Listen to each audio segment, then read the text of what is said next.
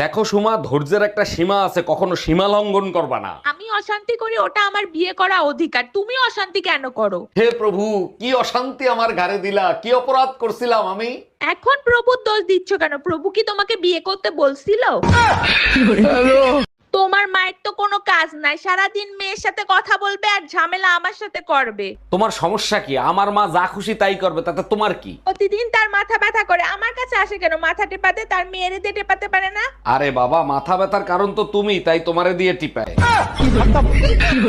Doctor, পাশের বাড়ির ভাই আমাকে কিস করছে, তাতে কি আমি প্রেগনেন্ট হব? বোকা দেখছে, আপনার মতো বোকা কোনোদিন দেখি নাই। কিস করলে কেউ কোনোদিন প্রেগনেন্ট হয়? বোকা আমি না, আপনি। ছেলেরা কখনো কিস করে ঠান্ডা হয় না, তাদেরকে ঠান্ডা করতে হয়। ও আচ্ছা, বুঝতে পারছি। তা কবে ঘটছে এই ঘটনা? গতকাল মাঝরাতে স্বপ্নের ভিতর। হ্যালো, আমি কিডন্যাপার বলতেছি, তোর বউকে যদি জীবিত দেখতে চাস তাহলে 2 লাখ টাকা নিয়ে আই। আমার বউ কিডন্যাপ করছিস তুই? আমার বউ তোর কাছে, আমি টাকা দেবো কেন? টাকা তো দিবি তুই। এই নে, তোর বউর সাথে কথা বল। বেবি, আলমারির পেছনে 2 লাখ টাকা আছে, ওখান থেকে টাকা নিয়ে আমাকে ছাড়াইয়া নাও। আমি ঠিকানা দিচ্ছি, ওইখানে টাকা নিয়ে আই। তুই কি গাঁজা খাইছিস নাকি? বাংলা বুঝিস না? টাকা দিবি তুই, তা নাহলে বউ রেখে দে। বুঝতে পারছি, এই শালা টাকা দিবে না। ভাবি আপনি জানতো? এই তুই ধুমকি কারে দিচ্ছিস? আমি কি বউরে ভয় পাই নাকি? ভাবি, শরীরটা অনেক দুর্বল লাগতেছে, এক গ্লাস দুধ খাওয়াবেন? সবকিছু হাতে তুলে দিতে হয় না, কিছু জিনিস নিজেরও নিয়ে খেতে হয়। এগুলো কি বলেন? নিজের হাতে দুধ নিয়ে খাবো? আমার বুঝি লজ্জা লাগে না? এই রান্নাঘরতে দুধ নিয়ে খাওয়া, তাতে লজ্জার কি আছে? Bye bye, tata. Hello baby সোনা, কেমন আছো তুমি?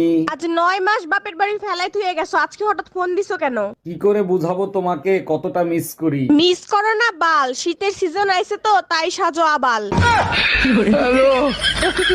ভাইজান, শুনলাম আপনার বউ নাকি ড্রাইভারের সাথে পলাই গেছে। আর ভাবি বললেন না, চরম বিপদে পড়ে গেছে। এখন বলেন তো কি করি? আরে ভাইজান, পলাই গেছে ভালো হয়েছে, এখন আরেকটা বিয়ে করবেন। বিয়ে তো আরেকটা করতে পারি, কিন্তু আমি তো ঘর জামাইছিলাম, আমারে কি এখানে থাকতে দিবে?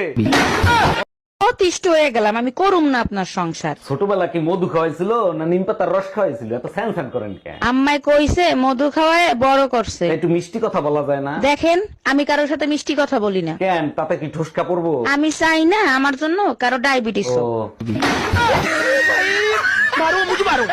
অরুণ ভাই, ঘুরে ফিরে আর কয়দিন খাবেন? কাজ বাজ কিছু করেন? জানেন ভাবি, 7 পুরুষ বসে বসে খাইতে পারতো, এত ধন সম্পদ ছিল আমাদের। বলেন কি, তাই নাকি? তা আপনি রাস্তার ফকির হইলেন কিভাবে? জুয়া খেলছেন নাকি?